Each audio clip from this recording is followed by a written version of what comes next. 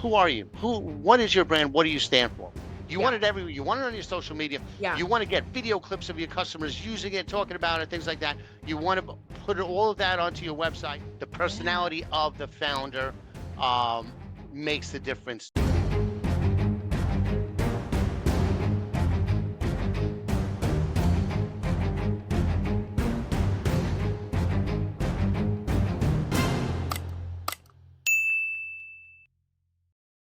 So, Joe Tarnowski, the great Joe Tarnowski, I'm so excited to have you back on Talks on Demand. That means you're quite popular. You are now doing our second episode here with Dawn Nicole.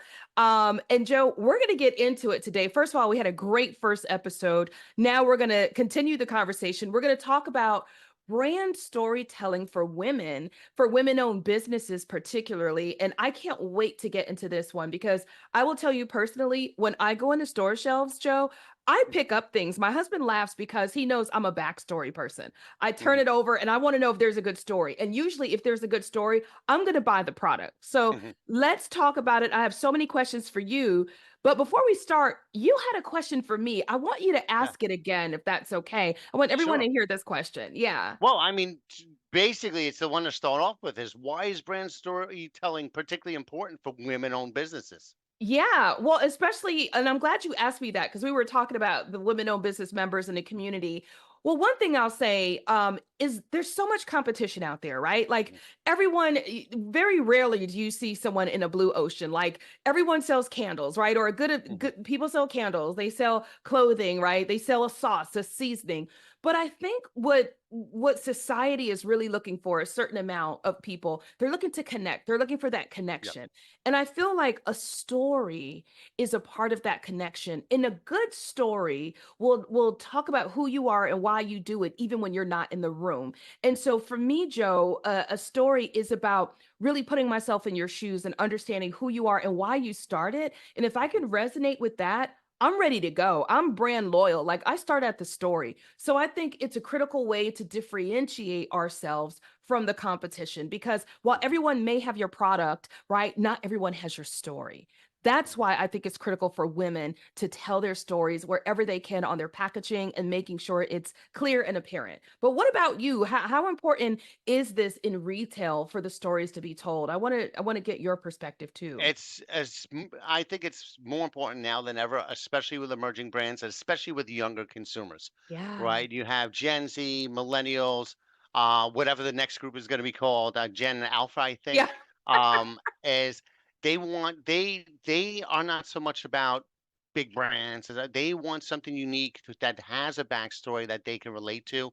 They're into a lot more about social issues, Yeah. the environment. They're into health and wellness. So if you have that story that hits some of those buttons, Yeah. then Yeah. whether it's you're doing something for charitable organizations because that's something you're a big believer in, and you're not just making products with eco-friendly stuff. You're going out to the forest. You're seeing the meeting the workers, things like that.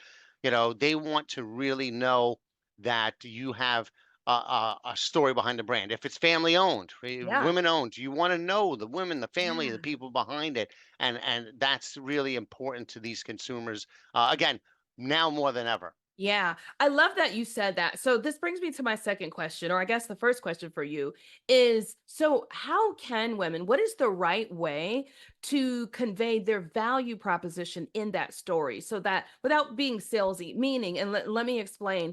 I remember going to like a mattress firm store and I Mhm, remember picking up the pillows and I was paying attention to the way they laid out the value proposition, like mhm. softer, fluffier, family owned, or so how do you take your story, yes, which is the connection point, but insert that value proposition. So, Mhm. meaning like, what's the so what of this story to the Yeah. buyer? Like, how do you do that? Does that make sense? The question? Yes, and it's a Yeah. tough thing because, Yeah. branding is like Yeah. kind of ephemeral and there's no like formula Yeah. set to Yeah. it because it can Yeah. hit from so many different angles. Yeah, right.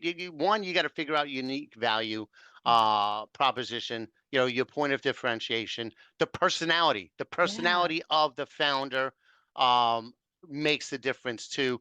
I'll Yeah. give you two examples. One Yeah. is a story I'm working on right now. Oh, yeah. The women-owned business, again, a husband and wife. Both were first responder. One's a first responder. I think she helped. She worked with special needs young kids in school, Sure. but they came up with a product called Hug-a-Boo-Boo, and it's Band-Aids, bandages. Can't say Band-Aid. That's the trademark name. That's a different Yeah, that's company. the trade. It's Yeah. Yeah. bandages for children. It's expanded since then, but for children. But the way it started was their kid had a cut, went to the doctor for a shot, Yeah. and then put the Band-Aid on, and the kid kept ripping the bandage off. So what they did was they started making them their own bandages at home fun by drawing animal pictures on it, and then along the lengths of the bandage were Yeah. arms. So it looked Oh. like it was hugging the Yeah. boo-boo. But the thing is, and then they came up with a line of bandages because they would if you ask them, if you say what they sell, they won't say they sell bandages. Yeah. They say we sell hugs. Oh my And when gosh. you so one that really represents a couple things. Yeah. One, the product with the animal arms out on the bandage sleeves, it Yeah. looks like it's hugging. Yeah. However, what's the first when anybody who has a kid can relate, Yeah. when your child gets hurt, first thing you do is hug them. Yeah, then Yeah. you take care of them, then you probably hug them again. So Yeah. there's always a hug involved. So visually, it's a hug, Yeah. but also every parent that sees that product on a shelf is going to know, it's a hug. Oh, go ahead. And I was just gonna say, and I'm sure that if done right, it appeals to the kids, right? Because if Yes. I'm a 5-year-old and I see a bear hugging, like, the visual piece of the Mhm. branding, I'm gonna say, oh, pick that one, right? I'm gonna point it Yes. out. So Yes. that is cool when you can get the buyer, right? The consumer, which is Mhm. mom and dad, right? And the user, which is the kid, to both be Mhm. aligned and to want that. Yeah. Yes, and they just got a massive order from they're going national in March. Wow. It took them a couple of years, Yeah. but Yeah. and they've expanded into other things like they have first responder ones. They have pet ones where they had an artist drew pictures of their pets, and then they're donating the proceeds of them to different charities. So but Oh, again, hugs, love it all. okay. But again, you Let's can't put that into a formula. No, you cannot. And let's shout out that company. What can we say the name of that company to give Hug them a boo boo. Hug of Boo Boo? You all go look up Hug of Boo Boo. I think that's adorable. I love everything about it. It's a very cool story. I want to give one other example that's a Yeah, funny please. contrast to it. Yeah. So then you have another one Yeah. that when I said personality founder driven, Yeah. well, you have Dude Wipes. So Dude Wipes was started in a college dorm by three guys, three fraternity brothers, I think, Yeah. and it's basically cleansing wipes for dudes, but this has it's their brand is filled with dorm room humor. You can't have any more poop jokes than this company has. Everything's a poop joke. But what happens is, like all my friends who are in construction, they all use dude wipe. Yeah. Any dude wants that brand, even though there's a bunch of other Yeah. wipes you have, private label ones and this and that. No, they want dude wipes. They'll get all of the other associated products because that they're dudes and they associate with that brand. And the founder is kind of like, you go on LinkedIn, he's everywhere, and it's I that love it. funny throughout it. There's a lot of different jokes and stuff like that. And there's one other group called Fire Department Coffee, and I think I'm going to talk about them a little later. But Yeah. same thing. It's the that brand message can And be that so different. personality. Yeah. Yes, and it's so different. Maybe the founder is not a crackpot and Yeah. joke, Yeah. it's not going to be the same. So you got to Yeah. find what's you, and then that's got to kind of relate through everything. This So is so now, good. Yeah. mm, Yeah. now, No, question for you. I have a question yeah. for you. But Yeah. how can women-owned brands highlight their ownership in their storytelling without it shadowing the product itself? Oh, I love that. I love that. So yeah, let's talk about it. So one of the things that we share with our women at Queen City Women in Business is in the one-liner when you're explaining what it is, like, so for example, let's just say candles, right? Because we have tons of candle Hmm. makers and fragrance and all the, potions and motions. I always say Hmm. start with such and such is a so Radiance Candles is a woman-owned, right? Organic, Mhm. US made. And so so that didn't really overshadow because we introduced it as a Yeah. woman-owned brand, but then we started to highlight the other components of the value, Mhm. organic, Mhm. clinically approved, US based, right? Pet friendly. And so you can put other words there to sprinkle Yeah. it, right? But I do think putting in and intercepting, woman owned is really a critical piece to it. And that brings me, and that's funny because as you were speaking, I don't even know if we set the bar and we level set for the listening audience. What is brand storytelling? Like, can we just define that? Because it doesn't necessarily mean, let me tell you all about me as the Mhm. founder. It's really right. What is it in your definition? How would we coin or define what is brand storytelling? That's a tough one because, like I mentioned before, it's kind of ephemeral. Yeah. It's really conveying the message of what you stand for, Yeah. um, and sure, it can involve how you differentiate yourself from everybody else. But it's really, who are you? What is your brand? What do you stand for? What Yeah. is it bond? Like Hugaboo, we sell hugs. Yeah. Dude wipes. It's all about cleaning poop. It's all Yeah. yeah. It's about so. Yeah, it's like, what is it? Like the getting back to the candle ones, right? Yeah. Candles. When you think about candles, you're thinking of lighting a room, or you're thinking about ambiance, right? Yeah. It's about ambiance. Yeah. It's about the setting. It's about, Yes. we it's about what you do, who you are in the consumer's mind. But yeah, it really comes down to what you stand for, because that should really resonate through everything, the products, the marketing, Yeah. That's good. the merchandising, any of your communications. But Yeah. again, branding as a term is always this kind of vague, ephemeral It thing. is. Yeah. But it really, Yeah. it's your personality, your values, that trust that you're putting out there into the marketplace. Well, let me tell you why I love this question so much, Joe. This comes up a ton in Queen City Women in Business because we have women who they're in all industries, all trades. They sell all Mhm, types of things. And the question always remains and persists. Hey, Dawn Nicole, when we're crafting our brand story, what is the delta between how much of the story is about me, the founder, and how much is about the brand itself? mhm, And I always sort of answer that, Joe, by saying, well, even though this brand is awesome, right? The widget, the use, right? The mhm, applicational use of whatever it is, it was founded for a reason. So start with why we exist. What was the why? Like, I'll give you an mhm, example. It just will kind of role play here. When I talk about Queen City Women in Business, even though I say Queen City Women in Business is one of the fastest growing, communities helping women get connected faster, but we started because of women like you, women who had doors shut in their face. mhm, I didn't want another well-deserving woman, right, to have to close her business because of a lack mhm. of access. As a result, today. So I think there's a way to interweave the founding story, and then end up into the brand story. Does that make sense? It does, Yeah. and it can be tough. We did the same thing like last year when we were celebrating our 30th anniversary for ECRM, and everyone's bouncing around these ideas. And I'm like, everybody, it's simple. I was like, we make connections that matter. It's Yes. like Oh, I simple love as that. that. We make Yeah. connections that matter. Yes. That encompasses everything that we do with Yeah. RangeMe, with ECRM, the networking, the meetings, all of these immediate opportunities. It all fits within there. So you got to Yeah. find that one thing. But Yeah. also, there's two things to that. Yeah. What if they're launching the brand Yeah. with the goal of exiting and selling it in the Um, future? Well, then eventually that brand story is going to have to live on its own. that's right. Yeah. So, Yeah. you have to keep that in mind too. If you're always going to own it, sure, you can be connected to that brand. So Yeah. you want to look at it that way too, is if I was an outside consultant to my brand. So it might be a good exercise, Oh, that's a great yeah, for exercise. them. If so, for Yeah. all you founders out there, that brand owners, if you were an outside consultant to the brand, Yeah. had nothing to do with it personally, what would you say its brand story is? Yeah. And maybe with that exercise, it would help them kind of figure out, well, this is what they're all about.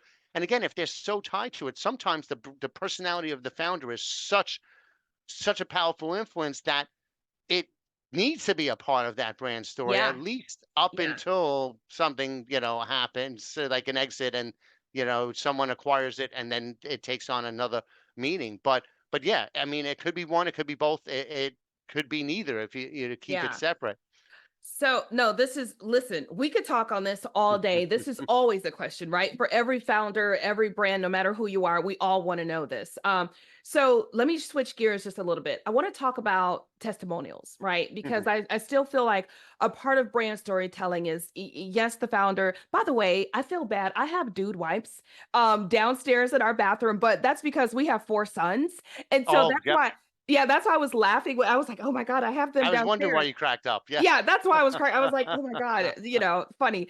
Um, so how do particularly product brands on retail store shelves, how do they incorporate testimonials? Is that Okay. a part of the brand story? Does that go on the packaging? Where does that live? So yeah, Yeah. talk to me about testimonials. Yeah, Yeah, testimonials. I personally am a huge fan of yeah, testimonials. I mean, most of the success stories I do are basically they incorporate testimonials. Obviously, I try to find different angles because I put my journalist hat on, and but there's nothing more powerful than your customers saying how wonderful you are. yeah, Now, it's hard to put all of that on the packaging, right. but that's where QR codes come in, where you could say, here our customers talk, and So then smart. maybe put it on your website. You want Yeah, it everywhere. You want it on your social media. yeah, You want to get video clips of your customers using it, talking about it, things like that. You want to put all of that onto your website, have a testimonial page, get a small QR code that goes, back to the site, and you could just wrap around there. Hear what our customers say, yeah, yeah, something like that. But it's extremely important because, people want to buy you're going to take something that's recommended by somebody yeah. before anything else, right? I think that Absolutely. there's studies where it's like 4 or 5 times more likely to buy something if a friend close to you recommended it. So Yeah, now an outside testimonial, it may not be that strong, but it'll have a strong effect because it's somebody else talking about the product. So any way that you could get it, obviously there's not enough space on the packaging yeah, to devote to it, but if you could put a little QR code that leads to it, and then obviously put it all over your social media, put it all over your website. Customer testimonials are powerful, especially if they're funny too. Again, look yeah. at Dude Wife's webpage and the I will. testimonials on there. You have guys giving testimonials from an outhouse, a porta potty. So yeah, things like Yeah. that. That's awesome, awesome, awesome. Okay, no, love it, love it, love it. Let's talk about brands tailoring. And I want to talk about this one in particular, Joe, Hmm. because oftentimes, so we live in the South, right? Where Hmm. I know I don't think you're in the South. I can tell with that New accent. York. Yeah, I know.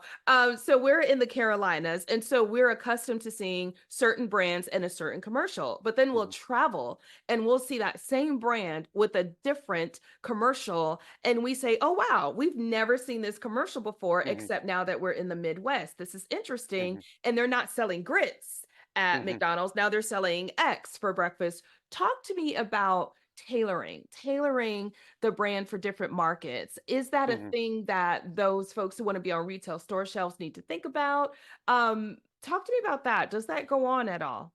It definitely does. In fact, some retailers will tailor their whole assortments to their markets. There's one grocery store called Food Bazaar in New Yeah. York City. They have Yeah. 14 locations, but you have one here in my neighborhood, which has a lot of Latin. Yes. So a lot of you go in that store, and I swear I think I'm in Costa Rica because Wow. you go down, they'll have aisles for each country, and you go in, and I've been to Costa Rica several times, and the product mix is exactly the same. But Yeah. you Yeah. go in different areas of Brooklyn where there's a West Indian population, and Yeah. it's a completely different mix. So, and the same thing goes for brands. Brands can do the same thing. Obviously, it takes resources to create multiple versions or but you could highlight the ads are different. You can Yeah. advertise in different ways. So there's two factors. One, Mhm.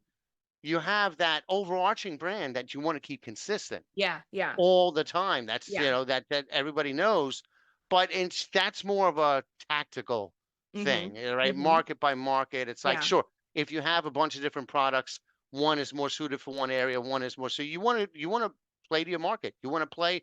Yeah, you want to play if they like X. in this market, well, that's you want to push your products that relate to X. If they Yeah. like Y there. So yeah, so you have that strategic, that overall Mm-hmm. macro branding Mm-hmm. story. And but then it's just the tactical, how you Yeah. execute in there. You don't really have to change your packaging or your pricing unless it's the packaging design is going to have an impact in that particular market. But again, that could get expensive. So Yeah. it's more keep the same, packaging. If you have the resources to do it, fine, but Yeah. most people won't. So you just Yeah. do that on a marketing level, which can be changed easily. So let's talk about an example of that. I really like that, and I'm listening, and I know our audience at home is really intrigued by this one.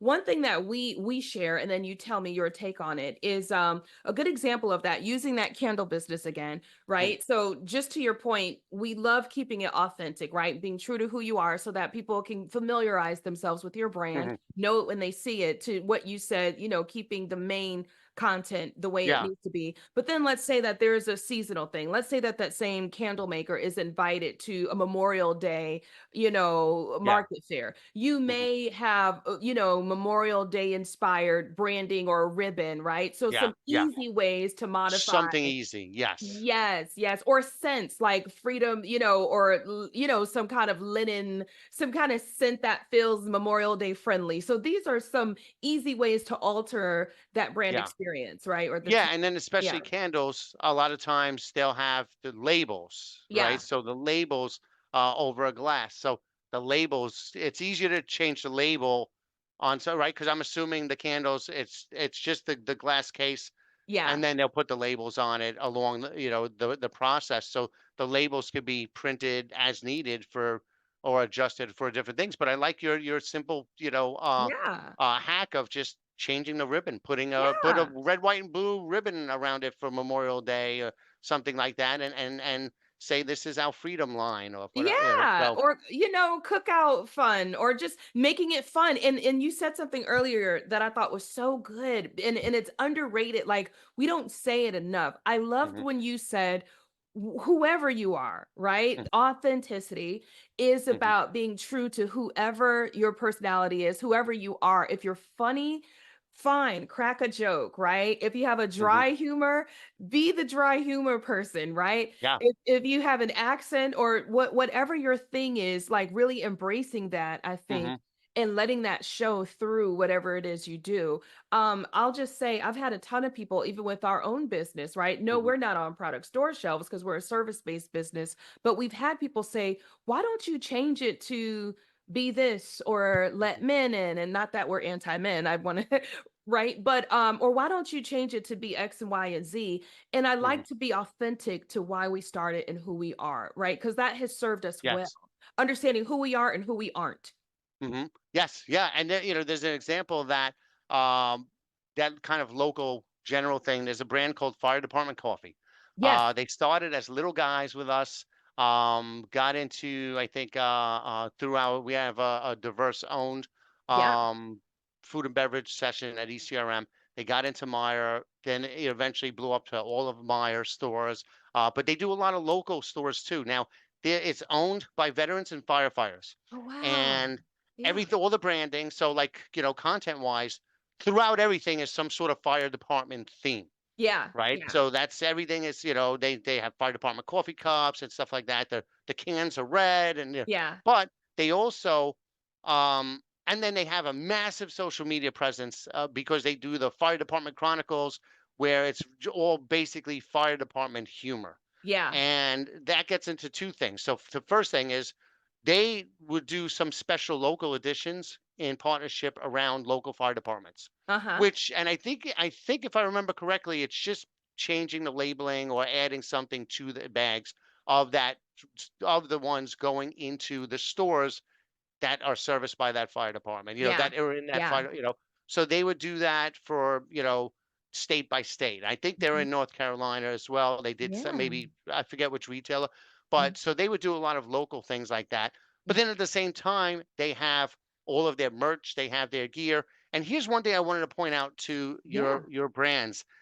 You're probably like one day I was on my way going to the city. Now I have a couple of firefighter friends, and Mhm. a year ago or Mhm. 2 years ago, I had hooked him up with my guys at Fire Department Coffee. They sent up a bunch of merch, Yeah. right?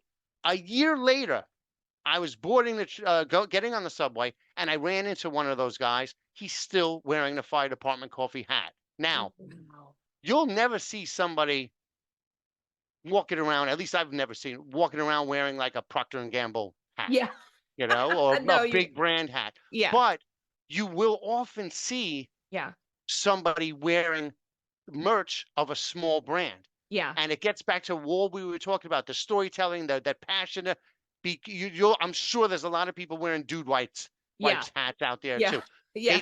You don't get that passionate over big brands, but you That's right. do over small brands. You So it's do. that combination of, you build that brand story, you include that Yeah. stuff in your content, but Yeah. then also when you can, Yeah. if you could tailor things to smaller communities, and like the way you talked about with the candles, or Yeah. like Yeah. Fire Department Coffee did with their coffee, it definitely helps It to does. relate. It makes it feel like a more personal connection with It the does. uh the consumer. I love that. I love that. Joe, we could go on and on, but this was so, so good. There's so many people at home taking great notes, leaning in. I know our QCWIB community is excited about this topic, and I thank you today. This was so good. Again, you all first of all, follow Joe on LinkedIn, right? Joe Tarnowski, he's on LinkedIn where you can catch all of his great motivational tips and more. But also follow ECRM on LinkedIn. If you haven't, do that now. Follow Queen City Women in Business and definitely follow RangeMe and more to come. This partnership is really exciting this year, Joe. We're going to get more women on store shelves. And I thank you so much for your time today. So I want to say thank you. This has been great. And I want to Thank thank you. yes, absolutely. And I thank our listening audience. And until next time, thanks for joining us on Talks on Demand, and stay on the grow, in the know, and in the network. Take care. Be good. Take care, Bye. everybody.